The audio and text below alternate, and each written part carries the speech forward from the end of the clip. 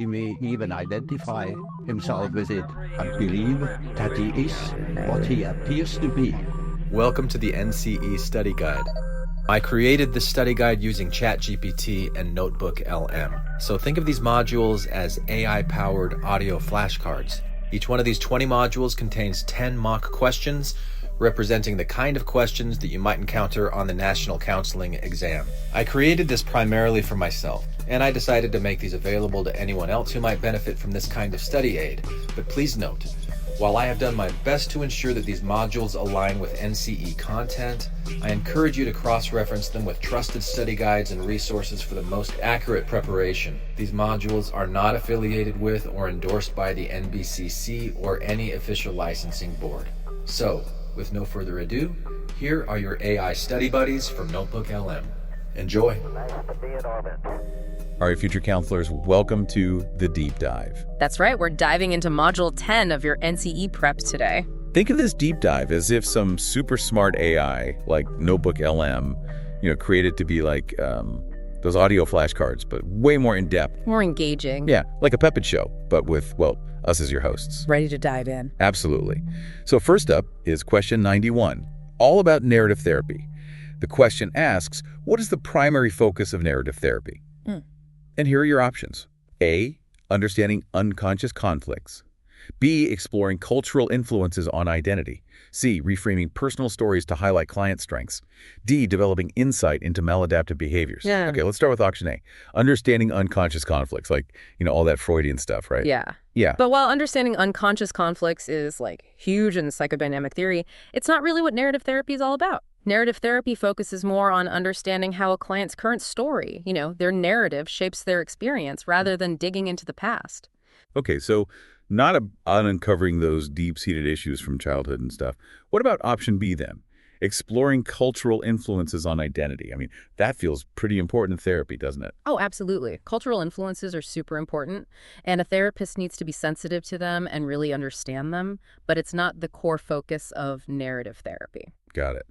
So moving on to option C, reframing personal stories to highlight client strengths.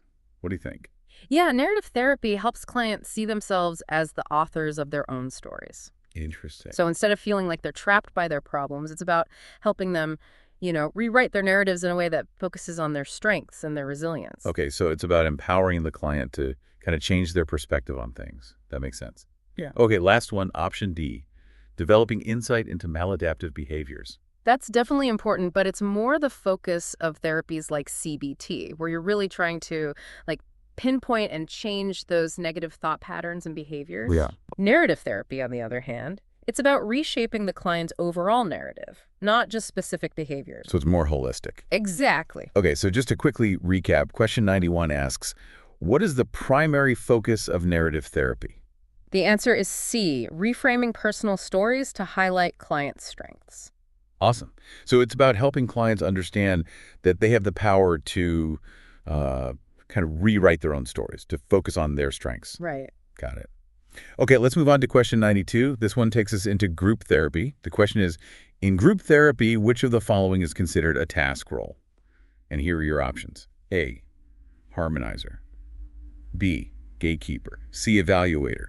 D, follower. Okay, starting with A, harmonizer.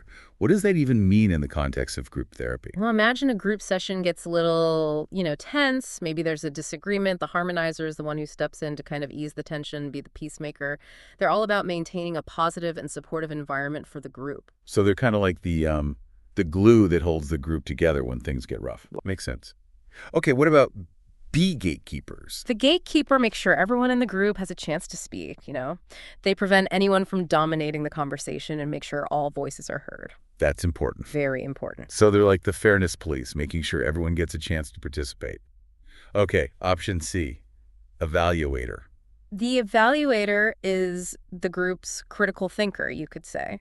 They assess the group's progress towards its goals. They might ask things like, are we on the right track? Are we effectively addressing the issues? Right. Keeping everyone focused and accountable. They're the reality check for the group. Okay, last but not least, D, follower. Kind of a passive role, right? The follower tends to be more of an observer in the group. They go along with the flow, but they're not really actively driving the conversation or taking on any leadership roles. So, just to remind ourselves, question 92 is, in group therapy, which of the following is considered a task role?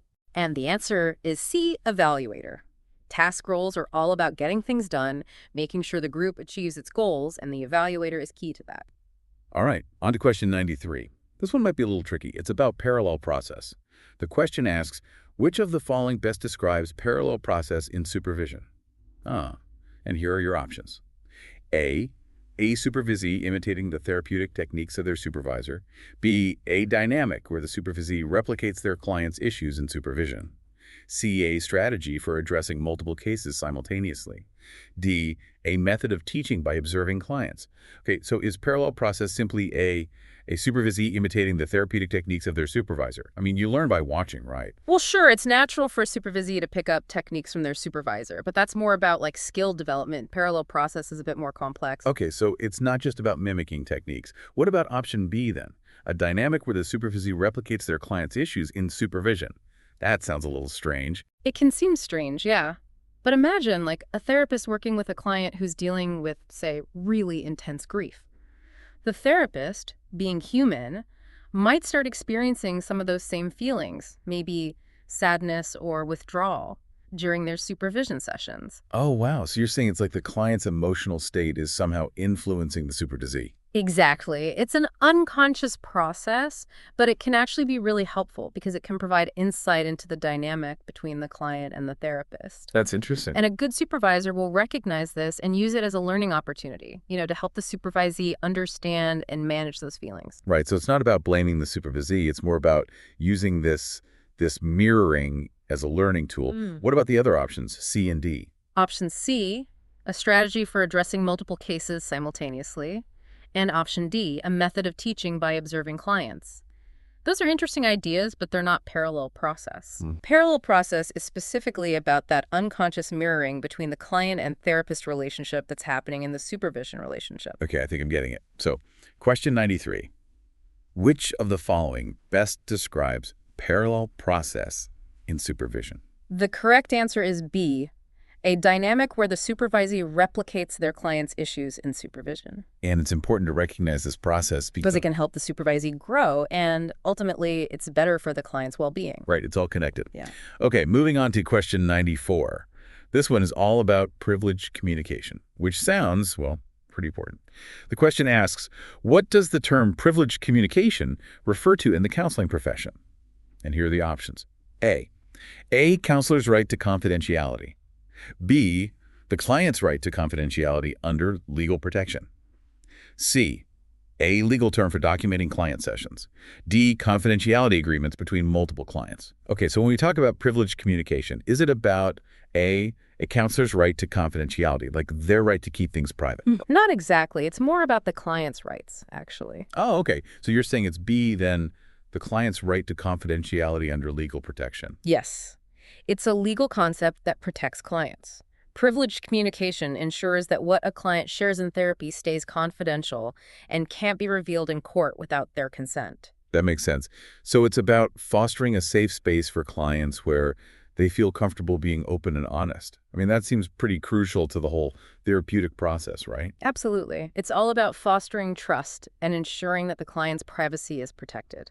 Of course, there are some exceptions, like if there's suspected child abuse or elder abuse. But generally speaking, privileged communication is there to protect the client. Right. There are those mandated reporting situations. Right. Okay, the other options, C and D, don't really seem to fit. Not really. Option C is about, record keeping, and option D might apply to a group therapy setting, but they're not really describing privileged communication. Okay, so just to sum up, question 94 asks, what does the term privileged communication refer to in the counseling profession?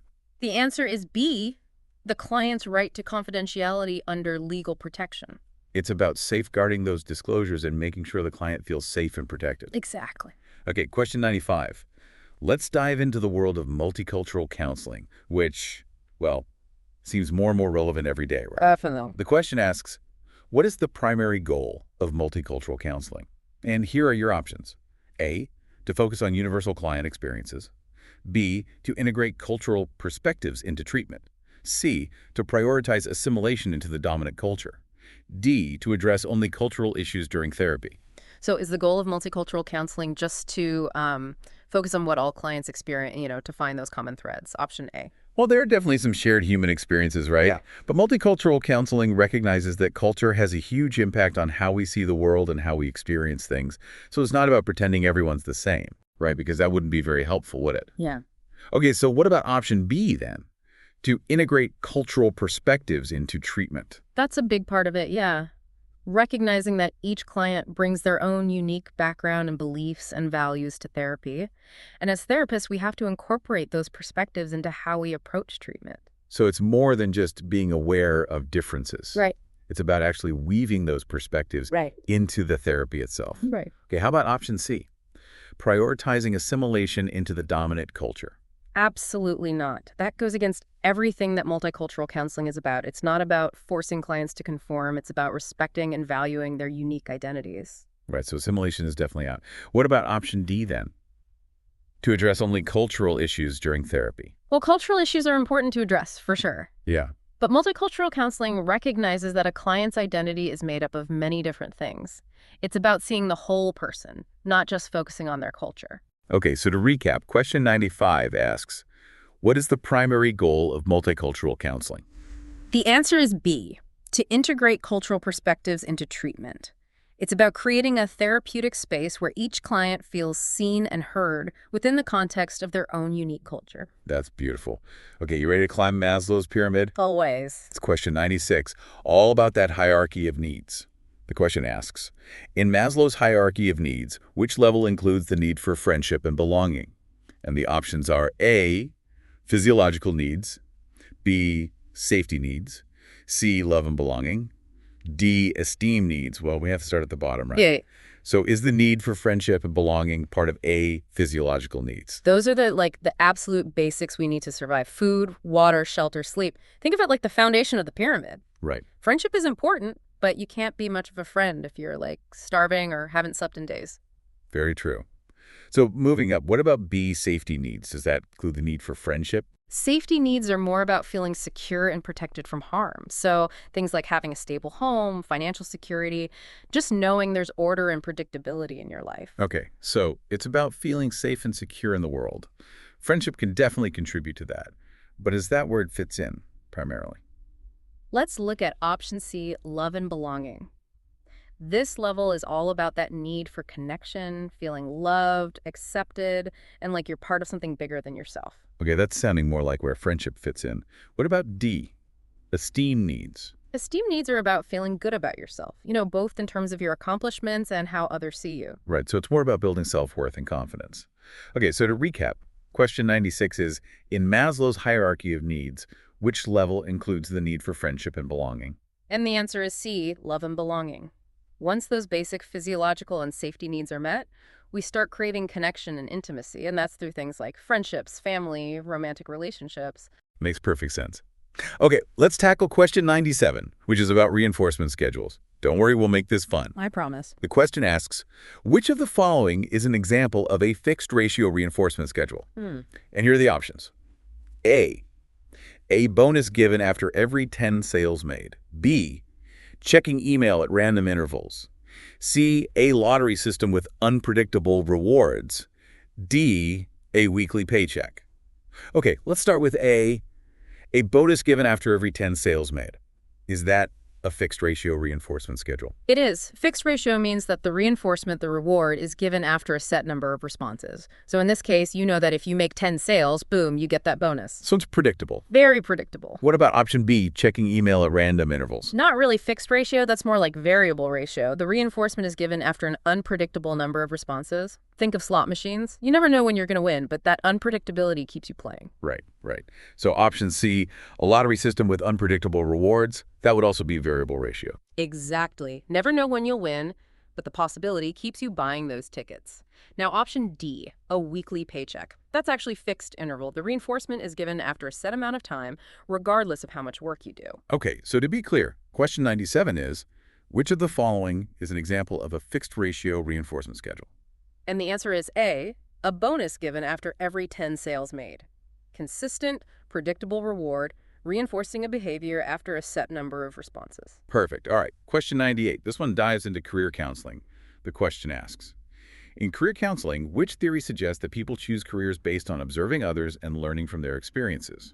You can see it. Here are your options. A. Holland's theory of vocational choice. B. Super's developmental theory. C. Krumboltz's social learning theory. D. Ginsberg's career development theory. So, A. Holland's theory of vocational choice, is that about learning from others' experiences? Holland's theory is more about matching personality types with work environments. It's based on the idea that people are happiest and most successful when their work aligns with their interests and skills. So finding that sweet spot where who you are meets what you do. Exactly. Okay. What about option B, Super's developmental theory? Super's theory is all about the stages of career development that we go through over our lifespan. It's less about observing others and more about how our self-concept and career aspirations change over time. And so it's more about that individual journey, right? Okay, option C then. Krumboltz's social learning theory. This one's all about how we learn through observation and modeling and reinforcement. Imagine a kid watching their parent going to work every day as a doctor. They see the respect their parent receives, the impact they have on others, and that might spark their interest in medicine. That's social learning at work. Okay, so it's those early experiences that can shape our interests. Yes. What about D's Ginsberg's career development theory? Ginsberg's theory, kind of like Super's, it emphasizes the stages of career development, but it really focuses on making realistic career choices and adapting to change throughout your career. Got it. Okay, so question 98. In career counseling, which theory suggests that people choose careers based on observing others and learning from their experiences? The answer is C, Krumboltz's social learning theory. It highlights those early observations and the influence of, our social environment on our career choices. Really interesting. Okay, question 99. Let's talk about ethical principles. The question asks, which ethical principle involves striving to promote the client's well-being? Your options are A, autonomy, B, justice, C, non-maleficence, D, beneficence.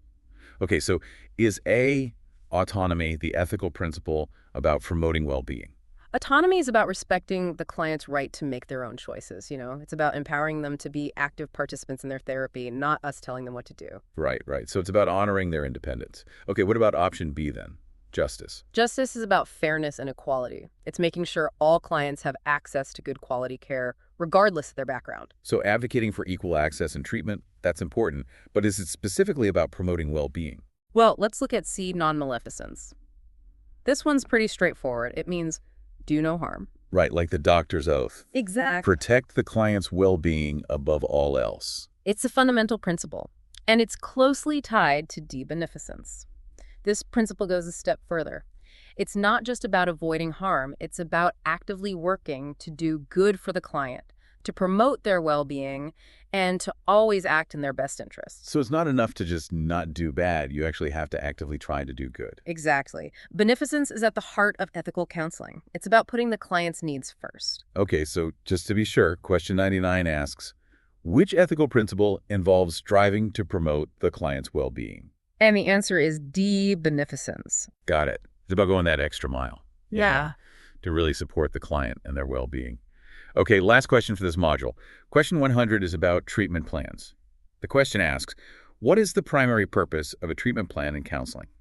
Here are the options. A, to create a structured timeline for sessions. B, to outline therapeutic goals and strategies. C, to establish a diagnostic label for the client. D, to document legal agreements with the client. So is the main purpose of a treatment plan just to create a schedule for the sessions? Like when to meet, how often? Option A. Scheduling is important, but it's not the main purpose of a treatment plan. A treatment plan is more about what's actually happening in those sessions, the substance of the therapy. Right. So it's not just logistics. What about option B, to outline therapeutic goals and strategies? Does that sound right? Think of a treatment plan as a roadmap for therapy. It's something you create together with the client, clarifying what they want to achieve in therapy and how they're going to get there. So it's setting clear goals and then figuring out the steps to reach them. Makes sense. What about C, to establish a diagnostic label for the client? Diagnosis is a separate process. It's about understanding and labeling the client's presenting issues. The diagnosis might inform the treatment plan, but it's not the main purpose of it. Okay, so the treatment plan is about how to address the issue, Exactly. not just labeling it. And what about D, to document legal agreements with the client? That's more about informed consent and setting boundaries. It's important, but it's not the primary function of a treatment plan. Got it.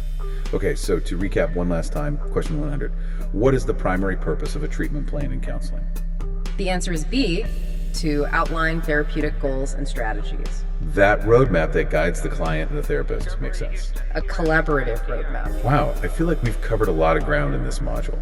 From narrative therapy and group dynamics to ethical principles and treatment planning. I think so too. What do you think? It's like we've leveled up our NCE prep, wouldn't you say? Totally. And you've done such a great job really engaging with these practice questions and diving deep into the concepts. Thanks. I'm feeling a lot more confident about the NCE now, and I'm excited to keep learning and growing as we tackle the next modules. Me too. I can't wait to see what other insights we uncover on this journey. To all you future counselors out there, keep up the amazing work, and we'll see you in the next deep dive. 1, 2, 3.